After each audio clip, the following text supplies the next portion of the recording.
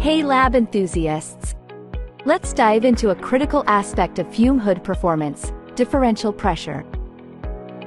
Differential pressure is the difference in air pressure between the inside of the fume hood and the laboratory environment. This pressure differential is vital for maintaining proper airflow and containment. A proper negative differential pressure inside the fume hood in relation to the laboratory ensures that hazardous fumes are effectively pulled into the hood and away from the user. It is also important to ensure that the laboratory room is at a negative differential pressure in relation to the external area.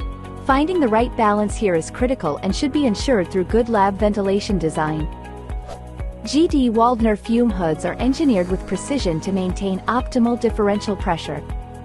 Our advanced monitoring systems continuously measure and adjust airflow, ensuring peak performance and safety. With real-time feedback and automatic adjustments, GD Waldner fume hoods provide unmatched reliability, protecting you and your work environment. Choose GD Waldner for superior fume hood performance. Because your safety and efficiency matter. Learn more at gdwaldner.com.